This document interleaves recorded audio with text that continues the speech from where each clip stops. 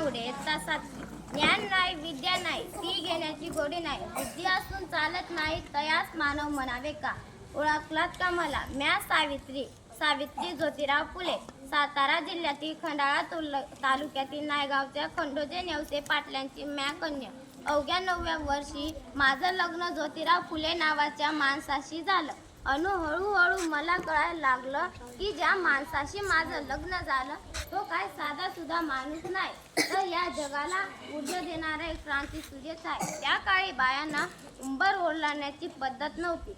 बाईच्या जातीनं कसं आपण बरं आपलं घर बरं घरातली माणसं स्त्री पुरुष उच्च नीच असालाही भेदभाव होता पण त्या सर्वांवर एकच उपाय होता तो म्हणजे शिक्षण. शिक्षणाचा ध्यास हा एकच विचार ज्योतिरावांच्या मनात होता.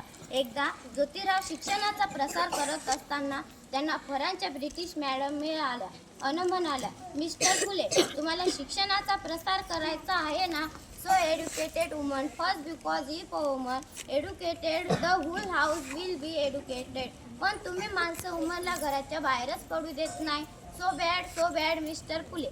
झालं ते घरी आले माझ्याजवळ येऊन म्हणाले सावित्री आजपासनं म्या तुला शिकवणार.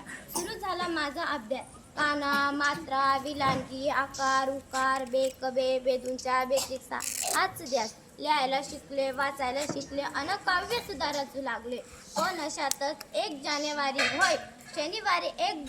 1848ला मी पुण्यातील भिडेवाड्यात पहिली मुलींची शाळा सुरू केली अन मी पहिली शिक्षिका अन मुख्याध्यापिका सुद्धा. शेपटासारखं जगलात तर काम तमाम होईल जर वाघासारखं जगलात तर नाव होईल. पण समाजाचं मात्र धर्म बुडायला म्हणून कोल्हेकोळी सुरू होते. अहो एखाद्या सर्वसामान्य माणसानं शिक्षण घेतलं तर धर्म बुडतो का हो इतका तकलादू असू शकतो का धर्म.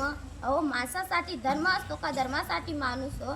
शाळेत जाताना चिखल फेकलं मी सहन केलं शेणही फेकलं तरी सहन केलं. आता माझा सहनशीलतेचा अंत झाला होता आणि अचानक माझ्यासमोर एक माणूस येऊन म्हणाला ए टवळे कुठं निघालीस आधी आमच्या पोरी बाळांना शिकवणं बंद कर तुला तुझे अब्रू प्यारे ऐकते शिक्षण.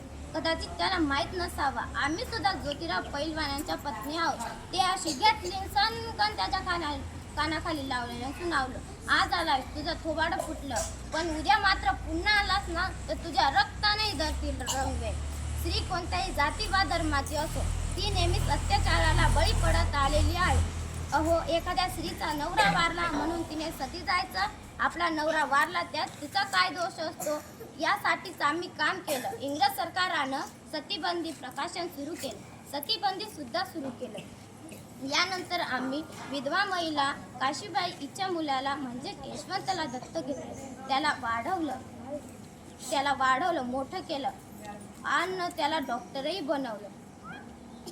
आणि अशातच प्लेगची साथ पसरली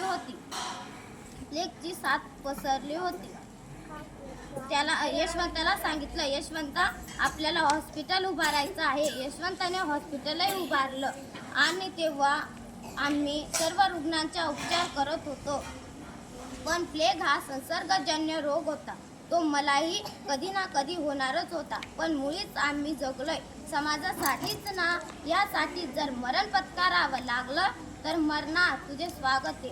अहो सावित्रीची सावित्रीबाई झाली आणि सावित्रीबाईची सावित्रीमाई सुद्धा झाली आणि बघता बघता आमच्या 18 शाळा झाल्या.